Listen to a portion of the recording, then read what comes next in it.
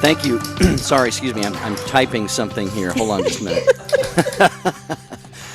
Thanks for being with us here on Take Two with Jerry and Debbie. I caught Debbie off guard with that one, didn't I? That's hilarious. Yeah, oh my goodness. I recognized it though. Listen. Typewriter sound effects. Typewriter.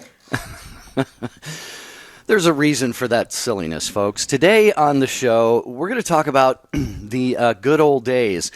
What is it? Is there something you miss about a generation ago or just 10 years ago, 20, 30 years ago? Do you miss the 8-track music player?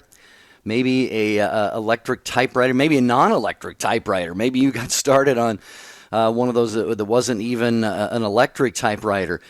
As technology develops, as the years go on, we leave a lot of things behind. I got started in radio, Debbie, playing records.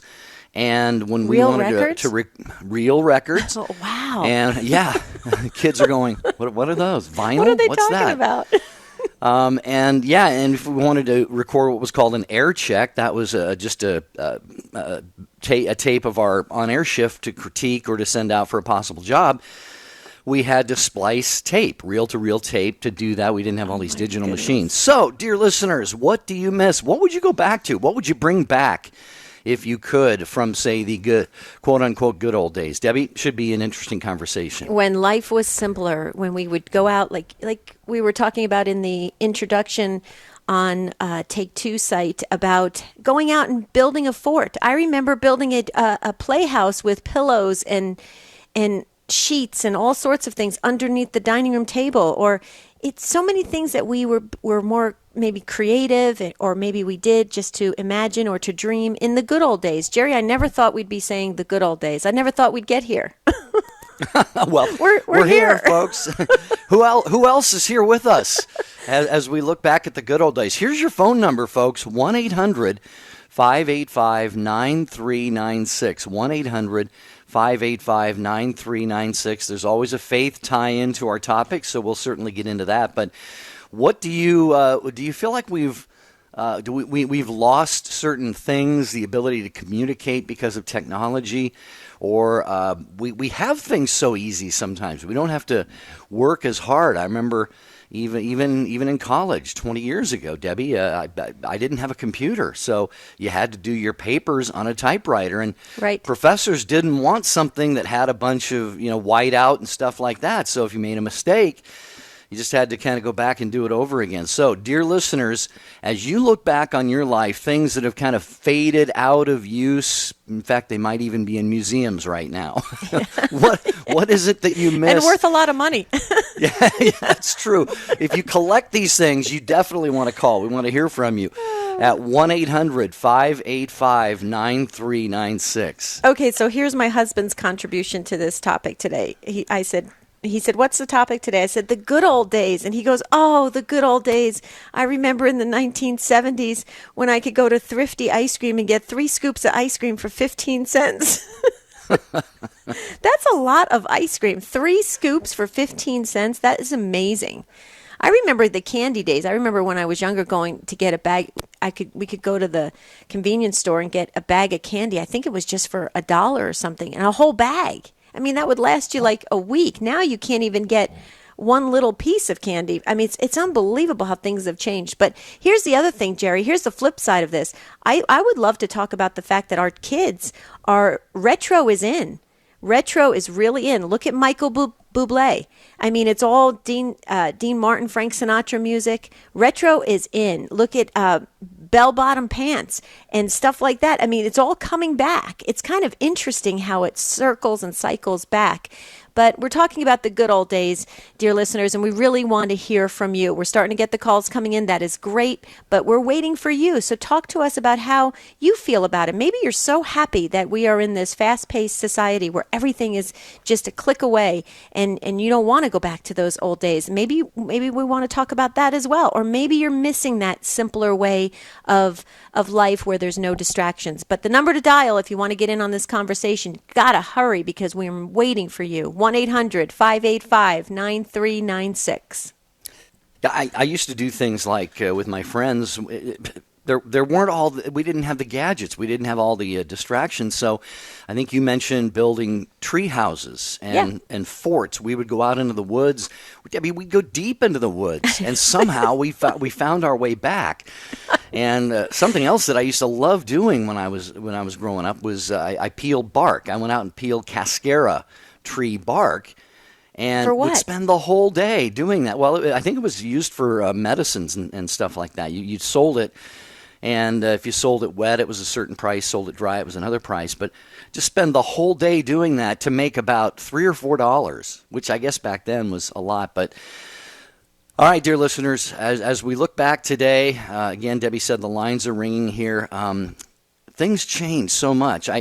I think about my mom, Debbie, who just passed away about a year and a half ago at the age of 90, and I think, wow, the changes, the developments, the advances that she lived through, and that now they're just, I mean, they're holding back on technological advances just because if they put them all out, they wouldn't sell anything. They'd just be moving from one to the next. It's mind-boggling. It really is.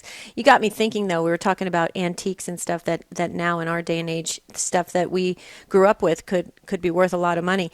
I have to tell you, I know my mother is listening. She's 85. I'm still a little bit aggravated that she gave it when we sold our house in New Jersey. I think she gave away a Singer's sewing machine. Do you remember the sewing machine where it had the pedal at the bottom? I don't know if you remember that.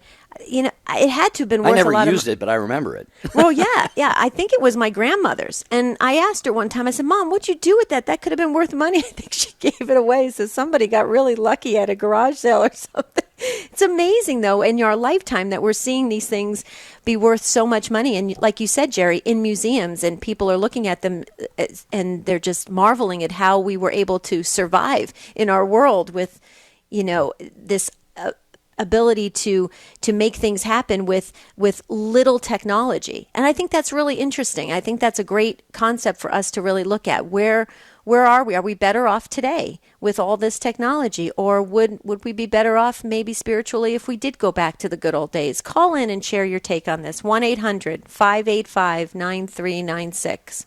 One thing I would not go back to, as somebody who likes music, appreciates music, is 8-track tapes. 8-track. Why? Because to listen to a song you like again, you had to play through the whole thing. I know. It was so frustrating. But it's true. Anyway, yeah, it is true. So we want to hear from you today, dear listeners. You drive the program on Take Two with Jerry and Debbie. We're talking today about the good old days. What were they for you? What did they include that isn't a part of everyday life right now? Turntables, 8-tracks. What about those lawnmowers with the blades that you had to push real hard to get them to go around? Or, well, what else? Manual typewriters, these kinds of things. What do you miss or not miss? 800-585-9396. Coming up later today on Cresta in the Afternoon. St. John Paul II and Pope Francis have both written eloquently about divine mercy.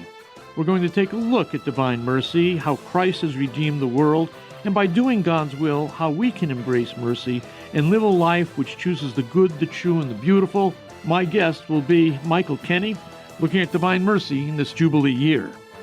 Cresta in the Afternoon, later today on EWTN Radio. Welcome to EWTN's Catholic Almanac. It's May 31st, the feast of the Visitation of the Blessed Virgin Mary. The Gospel of Luke tells us that John the Baptist leapt for joy in Elizabeth's womb, in the presence of Mary carrying Jesus within her womb. Also today, the Church honors Blessed James Salomone. James was a gifted spiritual advisor who had a very special love for the poor. He also knew the value of the sacrament of penance and would spend hours each day hearing confessions. This is Bishop Paul Bradley of the Diocese of Kalamazoo, Michigan. Hi, this is Tim Staples from Catholic Answers Live. This is Father John Ricardo. Thanks for listening to the EWTN Global Catholic Radio Network.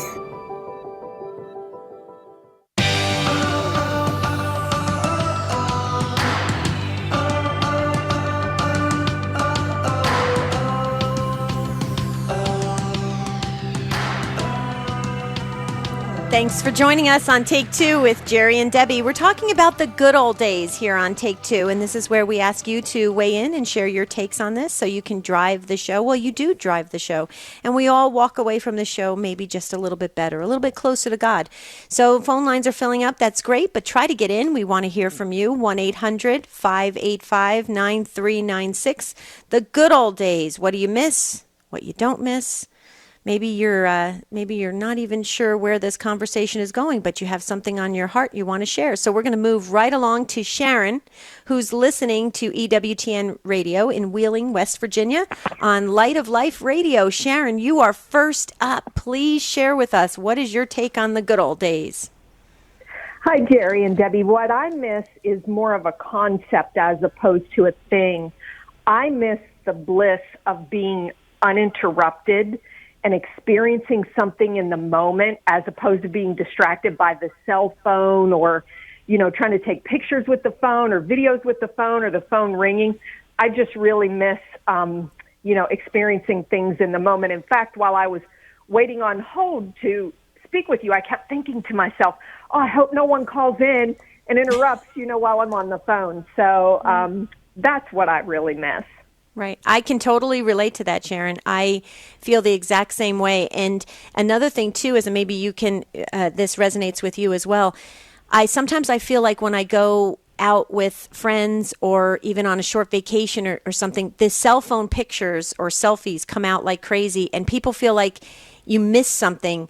If you're missing the dinner party and somebody doesn't take a picture, then something's wrong. And I feel there's almost this underlying tension that I have to keep up with technology while I'm having a relaxing time. And to me, do you feel that? Okay. Yes, absolutely. It's a conundrum. Yes. I appreciate the technology being there, but sometimes I would just like the bliss of being, disconnected from it and not having to worry, do I have my cell phone with me? Should I take this picture? Should I get this on video? Sometimes I think I just want to have that memory in my own, mind, in my own head without that distraction of the cell phone. Yep, I'm right with you. I wonder how many pictures and videos have been shot on cell phones that never, ever saw the light of day. It's probably in the trillions, but it's just out of that obligation. But Sharon, Debbie, let me ask you this. When I grew up in a really small town, and we actually had a party line. We shared a telephone number with our neighbors. So if you wanted to use the phone, you had to pick it up and see if anybody was on the phone first. And who knows if anybody was ever listening in on anybody. And that's one thing I definitely, Sharon, I wouldn't bring back. I don't know if you ever experienced that. No, I would agree with you on that one. It was kind of, we had some cross lines in New Jersey too, and so you'd pick it up and you'd hear somebody else talking, and it really was a battle because as kids you did want to listen in to find out what somebody else was saying, and so it was one of those funny things that we would run to our mom and dad and say, "Mom, there's somebody else on the line and they're having an argument," and my parents would say, "Hang up the phone." And we would be sitting. It's kind of funny, but anyway, I agree with Sharon. Sharon, thank you so much for sharing your take on this. And if you ever do want to go find that remote island somewhere, peacefully and somewhere in the world, call me and let me know. Maybe I'll fly out there and visit you, because I feel the exact same way, Sharon. Thank you for sharing that. Yep, thank you, Sharon. And Shannon said on our YouTube, EWTN Catholic Radio YouTube channel, I miss when things were closed on Sunday because it was the Lord's Day. That's when I was a little girl. It was a day to relax and be with family. God is our family, and don't want to be in it. So it's so sad that now Sunday is not set aside as that day. And Angeline said something similar on the YouTube channel. I miss having Sunday as a pure family day, a church day, a meeting friends and family day. Right. Before we go to Christina, I just wanted to share, because Marty also wrote this for me, and it really made me think about it. It's kind of in line with what you just shared on Facebook. Marty, my husband, was just saying, God is the same today as he was, Jesus was the same today as he was 2,000 years ago.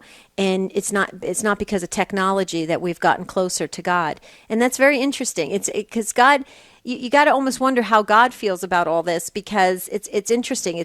Has it really brought us closer? All this technology, has it brought us closer? In my opinion, looking at the culture, we've taken God out of everything. Now we're almost relying on all of technology to really be our quote unquote small God. So it's very interesting how this has all changed. Christina, we want to hear from you on this. So you're next up on this conversation. You're listening to EWTN Radio in Ohio on iHeartRadio app. Hi, Christina. Welcome to Take Two. Good afternoon, everyone. Thank you for taking my call.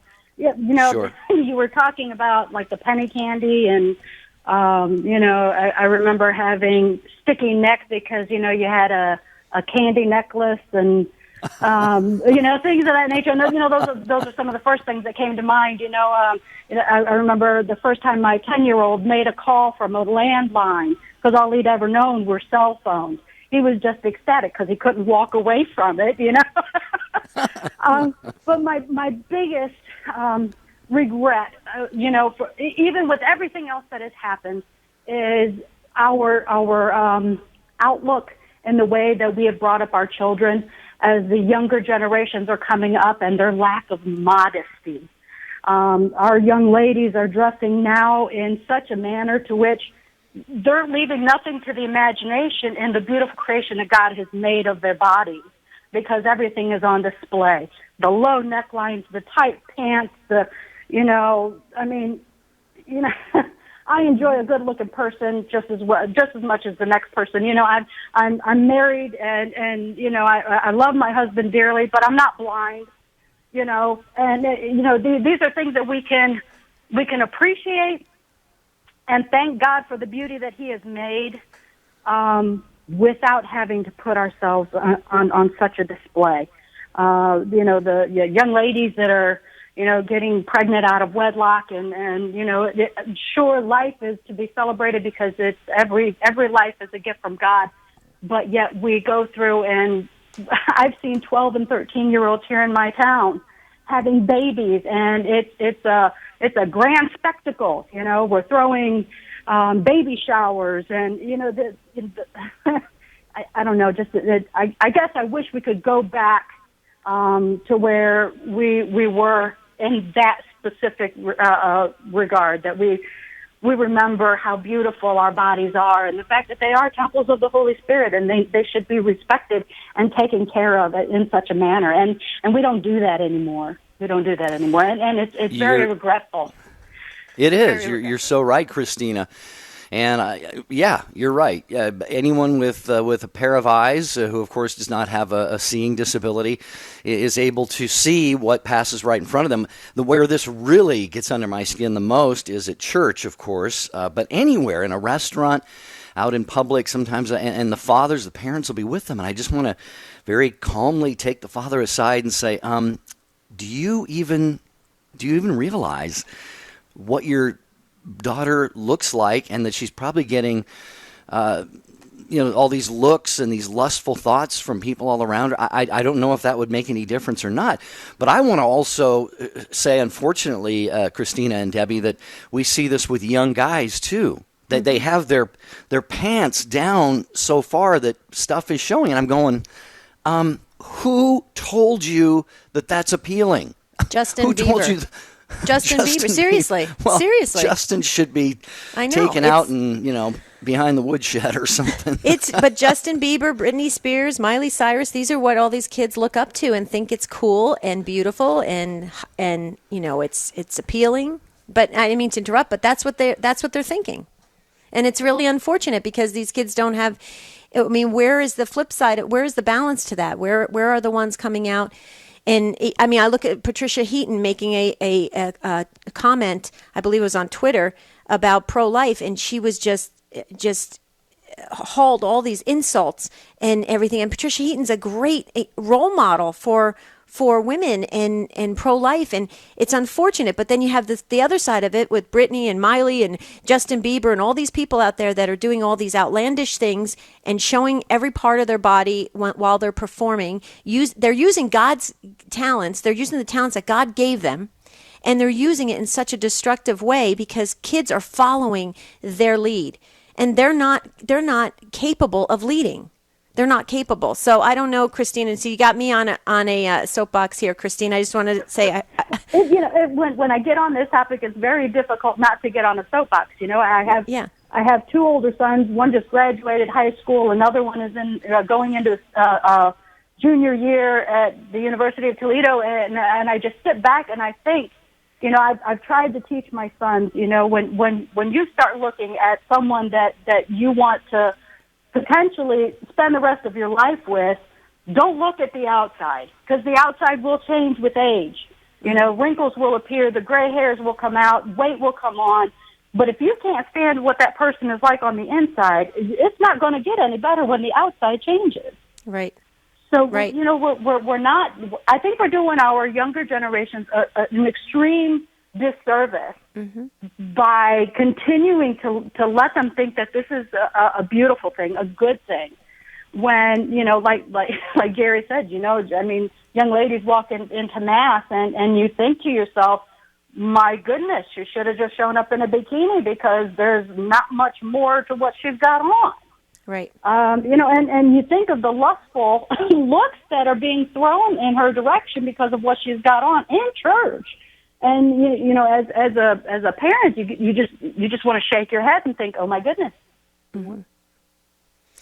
Yeah, it's true, Christina. You make some great points, and you really got my heart rate up, which is a good thing, because I think it's good that we get this out there so people are aware of it, and we have the conversation, and we see where this takes us. I know we're going to get ready for the one immovable break that we must take, but I think we could maybe start off with Mary real quickly, Mary. But you're going to probably stay with us through the break. Mary's listening to EWTN Radio in Pennsylvania. And we're so glad you joined us, Mary. Welcome to Take Two. Hi, Mary. Mary? Mary, Mary. Are you there? Mary, going once, going...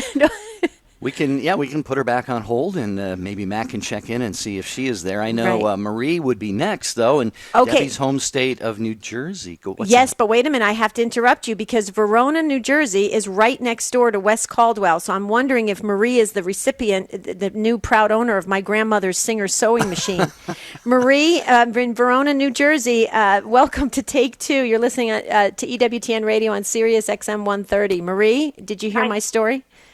No, I didn't. I'm sorry. Oh, okay. I lived in West Caldwell, which is right next door to Verona. Yes, of course, neighbors. And my mother gave away our Singer sewing machine, my grandmother's Singer sewing machine. So I thought when I saw Verona, New Jersey, I thought, oh my goodness, Marie's probably the new proud owner of that sewing machine. I am not. I would love to have been, but no, sadly I am not. How are you? Welcome. I'm well. So good afternoon. And, it's funny because immediately the first thing that came to my mind when you were saying, what do you most miss? What immediately came to my mind is the appreciation for personal privacy. And, that just through many things. I personally, I'm not on Facebook or anything like that. And, but, it's all of my family and friends are and whatever. And just to see or hear about really what people post and what people put up, and not so much your privacy, but even your children's privacy and the moments, the comments that they put up about their children or the pictures or something like this. I just think back to when I was a young girl and my mother put up this big picture in her living room of me, at the prom with my hair higher than the neighbor's fence. And, it was so embarrassing to me. And, of course, she loved it. She thought it was beautiful. I looked so beautiful in it. But for me, it was terribly embarrassing.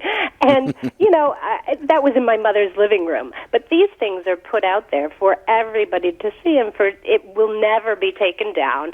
You will always be able to find it. And I'm just more even thinking about, for the children who don't have a choice in what people are putting up. Maria, hold that thought right there. You are bringing up something that the last caller, Christina, got Debbie started. I think you're going to get me started here on this because I totally relate to what you're saying. So please, Maria, sorry about that. Hold through the break. We'll be right back. 800-585-9396. Join us on Take Two.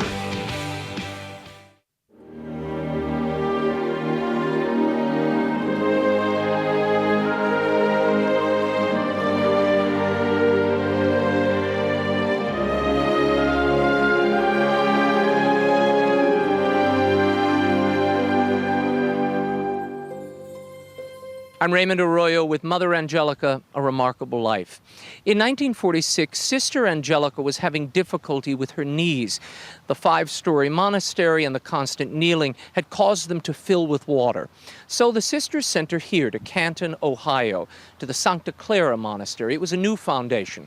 Within days of arriving, the swelling subsided, and the sisters decided she did indeed have a religious vocation. Stay with EWTN as we continue to celebrate the life and legacy of Mother Mary Angelica.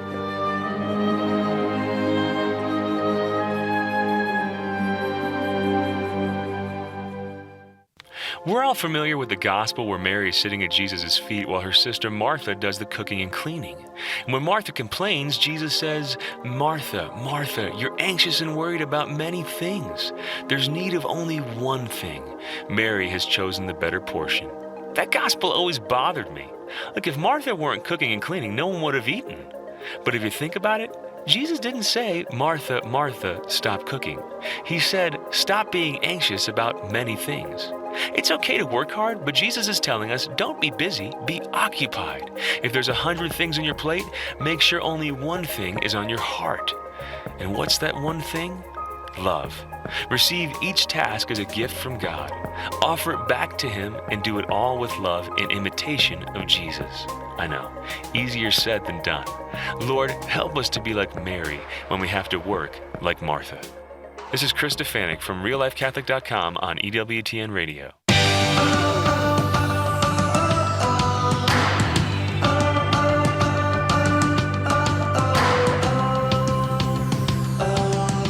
Jerry Usher with Debbie Georgianni. It's Take Two with Jerry and Debbie, heard every Monday through Friday at this time. Also at midnight Eastern Time, a re-airing of the broadcast. So if you or someone you know doesn't get a chance to listen when we're live, just tune in the evening when we have the show replay again. We're talking about today the good old days. What are some things, or even one thing, that you look back on that was a kind of a regular part of daily life 20, 30 years ago, 10 years ago, 50 years ago, and you say, gee, I miss that. We don't do that anymore, like manual typewriters or Sunday visits to the grandparents' house or vinyl records or things like this, handheld, the manual can openers. I mean, whatever. 1-800-585-9396. Join us with your take. And Maria in New Jersey has, Debbie, really touched upon something here that I think is not only we let that horse out of the barn, but as she alluded to, once you're on the internet in any way, shape, or form, and I was thinking about this the other day, I thought you cannot get off the internet once you're on there, and it's not just the internet she's talking about, but privacy in general, and I really resonate with this point, Debbie.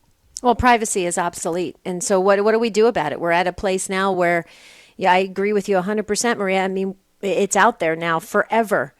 How do we ever rewind that? How do we ever bring it back? I mean, we obviously are living in a world, and so that's why a lot of people, the tension is very high. There's undercurrent, stress is going up in people because of that idea that there's no more, there's not a secure feeling anymore of things are private. I mean, we know there's cameras everywhere now. I was watching a documentary the other night that there's cameras everywhere. It was unbelievable. Down hallways and in retail places and in businesses and in buildings. And so everywhere you're being either watched, there's always this sense that you're never alone. So comment a little bit more on that. Tell me where you wanted us to turn this conversation to. Well, I mean, I'm not exactly sure, how to solve this problem now that the ball has started rolling. But as I said, personally for me, I am not on, any of those networks. And I understand, it's good for a lot of people who have business, and it's a way of sharing information, and, but I just personally have chose to opt out of that. And, you know, people may say that, you know, I'm old-fashioned or, you know, I mean, and they do. And they can't believe that I'm not, you know, on these things. And it just, I don't know where you go from here. I mean, I think at least, my goodness, be a little bit more choosy about what you're putting up, and maybe don't put up personal stuff. Maybe only use it for business. You know, I mean, you know, people think, oh, it's such a great service and it's free and whatever, but actually they're selling your information.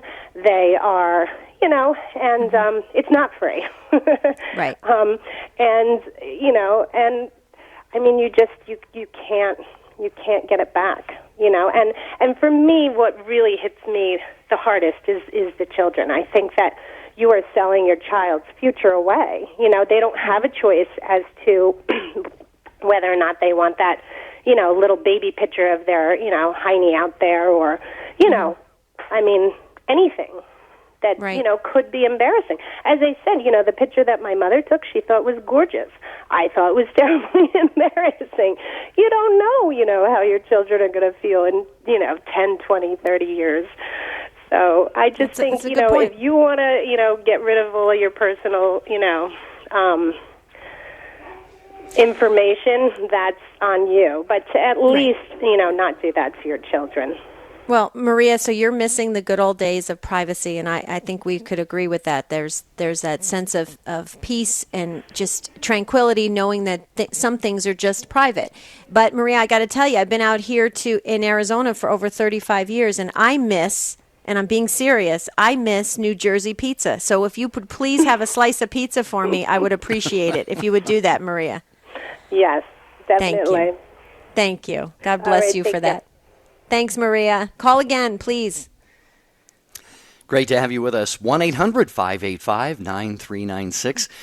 The good old days is what we're talking about today. That could be yesterday, could be last year, could be 75 years ago. What is there? There's something, doesn't have to be technology. It can be sitting around the radio as a family in the evening, listening. You use the theater of the mind, they call it, or any kind of technological advances, or again, just I mentioned the rotary lawnmower with the blades, and boy, we had one of those growing up, and it was if you didn't let the grass get too tall, because that was a real chore. But anything that you look back on and you just say, I kind of miss that, or I don't miss that. 1-800-585-9396. Here's one, by the way, and Angela, we're going to get to you and Loretta, so hang on, but got an email from Vanessa, and she says, hi, Jerry and Debbie. I was thinking about all the kids I knew who delivered the newspaper on their bikes or on foot. That was my first job, was delivering the newspaper on bike and foot. And she says, when I was younger, we could work just about anywhere doing anything if we were of the working age. Now teenagers can't work near hot things, sharp things, etc. Grace and peace. She goes, P.S. Fun topic. So Vanessa, thank you so much. That's true. I never thought of that. Sharing that. Can I ask you, where did you put all the newspapers? Were they rolled up, and how did you do that? Yeah, they were delivered to me in a stack, in a bundle with twine around them, and I had to roll all of them up, put them in my little bag that I threw around my shoulder, front and back, and carried that thing around. And my dear mother, on Sunday morning, people wanted their paper early. It was an afternoon paper during the week, but on Sunday it was a morning. So I had to get up around 4 o'clock in the morning. And I'm impressed. Uphill in the snow, barefooted both ways. All right, back to your call. Sorry about the delay there. Angela is listening to EWTN Radio on Christ Our King Radio in Lafayette, Louisiana. Angela, greetings. Welcome. Hey there. Come on, how you doing? Stay down here in Southwest Louisiana. And, you know, I'm a retired nurse, and whenever we had a patient that came in that needed to have a procedure that required the bowel to be clean, we relied on cascara. Oh, so great. Proud nurses of the 1970s would like to thank you for your contribution. Oh, you're very welcome. I don't think it's still used anymore. But it wasn't the best tasting stuff, but boy, did it work. It was effective. Well, good. But I also wanted to say, I was raised here in that part of the Lafayette and went to school and educated by the Sisters of the Holy Family at Immaculate Heart of Mary and Holy Rosary Institute, which was a boarding school for African Americans. But on Sunday, I just knew for certain what my day was going to entail. We wore hats to church. If you didn't have a hat, my grandmother would loan you one of her mantillas, I think it's called. I don't remember exactly, but hers were white, and they kind of looked like almost like a tablecloth. Like a napkin, yeah. So God help you if you didn't come to her house with a hat. You were certainly going to put that mantilla on, or one of her handkerchiefs that she would fold and pin to your head. And I can identify with some of the other ladies that were saying that people, how they go to church today, and there were two young girls outside one of the churches that I attend in Carencro, Louisiana, that were outside going to the bathroom, so they said, and they were on their phones chatting with someone, but they were also dressed in something called leggings or jeggings, which kind of looked like stockings to me. Right. I didn't think that they were using them as exterior clothing, and their shirts were not long enough to cover their derriere. Now, this is something that I've addressed with my granddaughters. You wear a shirt outside of your pants, but it has to cover your backside and your front. It has to at least go to your hip bone. So parents, please be mindful of your daughters. I tell my granddaughters, a man's mind goes from 0 to 50 in less than 2 seconds. So that's true. They can be looking at you, but their mind is going to your body because it's just out there. So thank you for this opportunity, and I look so forward to listening to the both of you every day. I know. Angela, you have. Thank you. You have called before. I have. Yes, I know. Yes, I love hearing your voice. Thank you so much. And I think I thanked you the first time for being a nurse. I love nurses. Love nurses. And thank you for all you do. You're so sweet. You've got a beautiful, beautiful voice, a beautiful spirit. You can hear it. It comes through loud and clear. And we agree with you. I think I can say this safely that Jerry and I agree with you completely about everything you've said. And it's really unfortunate that we don't have more role models for our children to learn from, and sounds like with your grandchildren you're doing that, and that's beautiful, and that's what we need. We need people who are going to be strong enough to stand up and say, this is what is required, this is what is appropriate, this is what is modest. And thank you for doing that, Angela. Love your call. Keep calling, keep listening. Thank you so much. Indeed, great to hear from you as always. And we're going to go next to let's see, Fitchburg, Massachusetts. And we're going to go to Loretta, who's listening to EWTN Radio on Emmanuel Radio. Loretta, you're now on Take Two with Jerry and Debbie. Thank you also for your patience. How are you today? I'm fine. I'm actually working at WQPH Radio 89.3, which is one of the network of EWTN. Wonderful. And I just listening to what you were talking about the past. Well, there are good things about the past that I miss, of course, and but what I miss the most, I think, is the sense of security that we've lost. I think that is very important because I felt like at times that I'm not sure if I should answer the phone, because there are so many scammers, and I've actually gotten scammed. And even your money in the bank is not secure. You're not secure on the street sometimes. And I always felt safe in this country, but I think we're losing some of that. Well, you absolutely are right, Loretta. And Debbie, I hope I didn't jump in No, and you were going to not say at all. something there, but I believe this is true. In fact, it happens every year, even a couple times a year. My pastor from the pulpit, we have a lot of, Debbie and I both live, I think maybe a little bit more so, in an area where it's a bit of an older population, a lot of snowbirds here, retirees, and he will give that talk from the pulpit and say, people, you got to watch out because, and Debbie, the people who do things like that, it's difficult to maintain Christian charity in your thoughts toward people who would prey on such vulnerable individuals. There's just, and this, I think it just shows how far we have come in, this conversation is perfect. Things like this were probably not absent 30, 40, 50 years ago, but they are so pervasive today. And I pray for those who do these things, and certainly pray that those who are potential victims will protect themselves and not be as vulnerable. Right, I agree with you. And Loretta, real quickly, I just wanted to say I think there's a direct correlation. I'm gonna throw this out there. I personally believe there's a direct correlation with the more and more we remove God from society, the more and more we remove God from families, then we have more and more of this sense of dis-ease and trust and sense of that everything around us could be hurting us.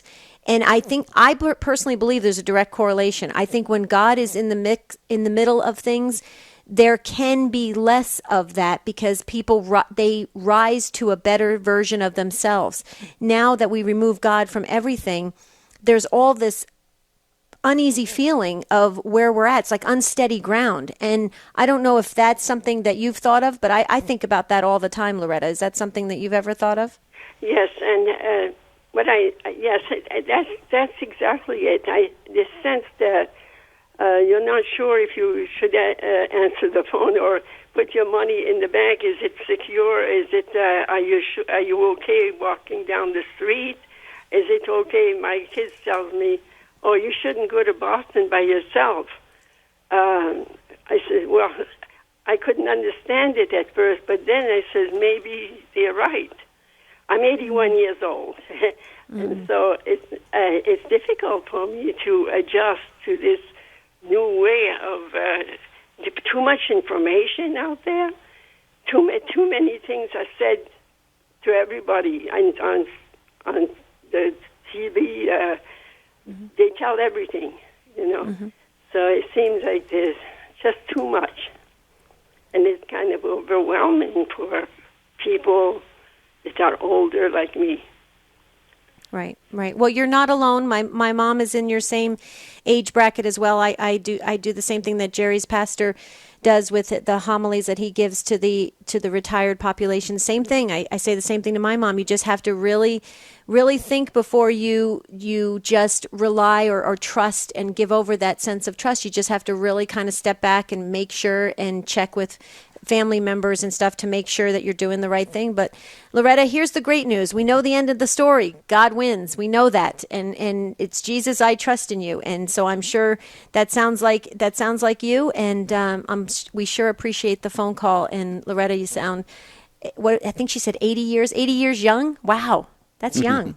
She's got a lot more. Yeah, great take, Loretta. Thanks so much. 1-800-585-9396. Thanks to all of our affiliates. Loretta mentioned she's listening on WQPH. It's actually their mailing address is Medford, Massachusetts, part of the EWTN radio family. Prayers for Life Radio is their slogan. So great to have you and all of our affiliates with us. And we're going to go next to Thomas, listening to EWTN Radio on Real Presence Radio in North Dakota. Hello, Thomas. Welcome to Take Two with Jerry and Debbie. Hey, Thomas, you there? Oh, we may have a bad connection there. Oh, sorry, Hang on the Thomas. line, Thomas. Yeah, well, we'll just have him put on hold for just a minute, and we'll go over to Joan in Lubbock, Texas. Thomas, we just lost you there, so please call back. I like what you were going to say. Joan in Lubbock, Texas, listening to EWTN Radio on Our Lady of Victory Radio. Hi, Joan. Welcome. Hi. How are you? Doing Better well. now that you called. Yes, it was. She had a good preempt for mine. The security of the family, stay-at-home moms. working dads, knowing that when you got home from school, your mom was there, sat down as a family and ate together, Sunday dinners, all of that. I think we've just lost a lot of the security of the family in this generation. Being Right. my generation, I'm in my early 50s, and, we're the ones to blame. No-fault marriage or no-fault divorce, and, it takes two to create a baby. It takes one to abort it. It takes two to take their wedding vows. It takes one to say, I want out, no matter what the other spouse says. And I just don't think that this generation of kids from their 30s on down have that security and know what the stability of a family truly is. Well, Joan, look at what you're saying. You're adding to all what the other callers all have said, and we've all kind of reiterated this sense of this lack of security, lack of stability, lack of privacy. Then we just interjected the idea that the foundation is shaky. So when you think about it, if you're on a ground that you can feel at any moment one leg is going to give way, or you're going to fall, or it's going to collapse. What can you imagine? This is how we live our lives. We live our lives like this. We are functioning on this very shaky ground, and at any moment something could fall. And so we're constantly preparing ourselves internally for that fall. This is what our children, unfortunately, are facing in this world, because at any moment things will change, or it can totally look different the next day. So, Joan, let me ask you this question real quickly. What can we do? What can we do for our children? What's the best thing we can do? Just pray as a family, introduce them to prayer. I think of the high anxiety levels that people look at, all the people on anxiety medicines. I suffered from anxiety and panic attacks, and through prayer, no medication, and it was a long journey. Just to always have your foot, I go to daily mass as often as I can. I have many children. I am from a divorce. My parents were married, but I've been divorced. So I just try to always, let them know that my footing is on solid ground no matter what happens in the world. I know that our children react and respond accordingly to how the parents react and respond to their environment. And I'm very, very aware of that at all times. So I try to be the stability. And saying that, I try to let them know that my stability is on God and on Jesus. Not that all of my grown children, many of them don't, have their foot on that ground, but I do, and I hope that at some point in their lives, my stability will show through for them. So that would be, my suggestion is just to continue to pray, to have dinners together, to sit at the table, to play games together, even if there is some sort of instability in the home. Just that one person can make a world of difference. That's true. That's true. Prayer is so important, like you said, and then modeling it as best a family can, even if it's a single parent, model family life. And that means, as Joan said, having family meals and going to mass together, and family, set times. We're going to pray at this time. On Sundays, we're going to put the gadgets down and do a family activity, things like this. But I think Joan's point, Debbie, really highlights the need for a conversation like we're having today, because family stability is a lost reality in many instances, not in every situation. But where do we look to find it? We might have to look back 30, 40, 50, 60 years. It is doable because it's happened before, and it can be done again. And so, Joan, you have really made a great point here, and we want to thank you sincerely for joining us on Take Two with Jerry and Debbie. Going to get quickly over to Rick in Rochester, New York, listening to EWTN Radio on the station. Ross. Rick, welcome. We've got about a minute and a half or so, but wanted to hear your thoughts on this. Yeah, well, originally I wanted to talk about what everybody else seems to have been talking about, the family stability and respect shown to our elders.